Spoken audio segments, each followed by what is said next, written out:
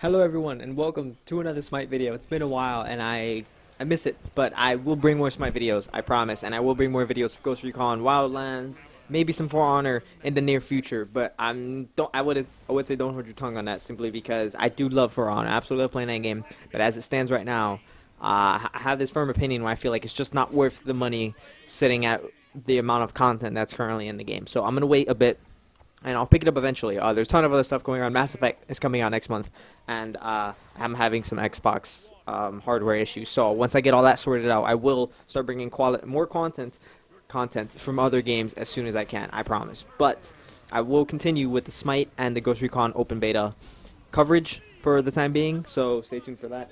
But going on with Smite, I have been playing a ton of Season 4 as it's been out for a little bit over a week now.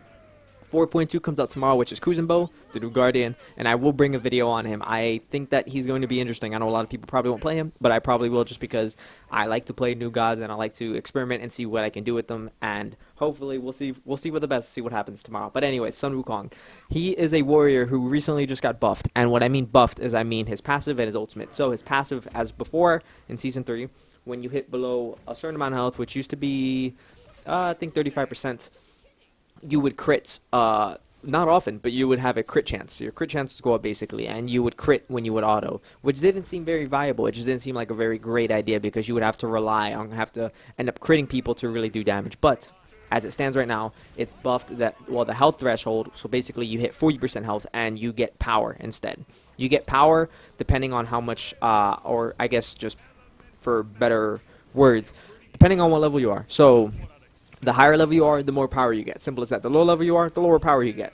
And this helps out significantly because, of course, he's a warrior. You want to hit hard. You want power. So it's, I wouldn't say you want power, but having power, there's nothing wrong against it. And it absolutely helps a ton. So his new passive is great. His ultimate also got a buff. So now it does around 100 damage more, I think, early game and late game. I think it's probably just early game. I'm not sure about that. But it does seem like it hits a lot harder than I remember it in Season 3. So as he stands right now, compared to in Season 3, he's a lot better. He's a lot better more because of item changes and because of those two little tweaks to him for some reason just make him more viable. It just makes him more fun to play.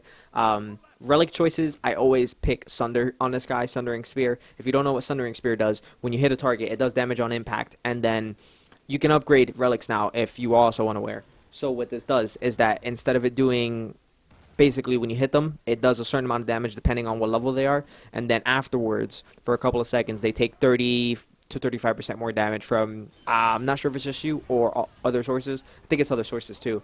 But when you upgrade that, it goes up to, I think, 60% or 65%. It's something crazy. And it hits extremely hard. If you happen to do this little technique that I like to call called the Sundering, not the Sundering, I'm sorry, called the Sunder Slap, which is where you'll stun your target, pop your Sunder, and then use your 2.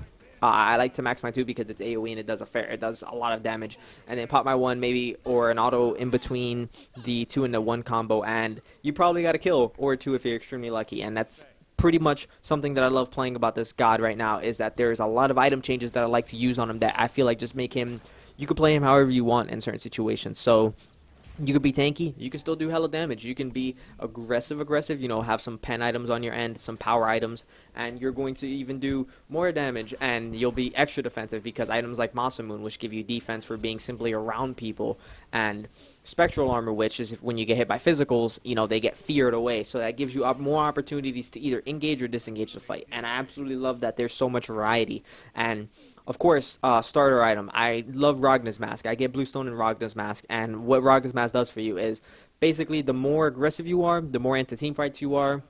If you get assists or kills, it's going to benefit you. If you get assist, it's 1 point to your mask. If you get kills, it's 2 points. It stops at 16. That's the highest it goes. And what this does is when you hit 6 stacks, you get 10 pen, 10 cooldown, and 10 movement speed. When you get 16 stacks, you get 15 of each. It's extremely good in some modes, I would say.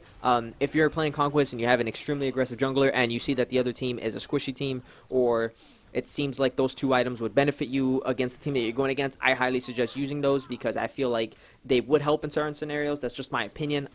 Again, it might not be that viable in Conquest just because of where it sits.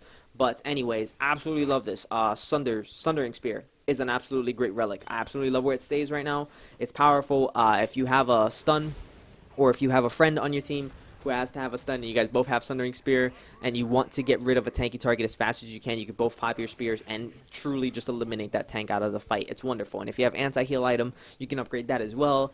And there's just so much possibilities to truly just have team fights and use Sundering Spear, and then use abilities for Sun Wukong now to, I feel like, make him even better than he was in Season 3. I feel like he's in an actual solid state right now. So, again, I hope you all enjoyed the little Smite video for today. I absolutely have been loved playing Season 4. I love the god changes, the item changes, everything where it stands right now. Stay tuned. I'll have more Ghost Recon videos for those that are interested. I hope you all enjoyed the little video once again, and take care.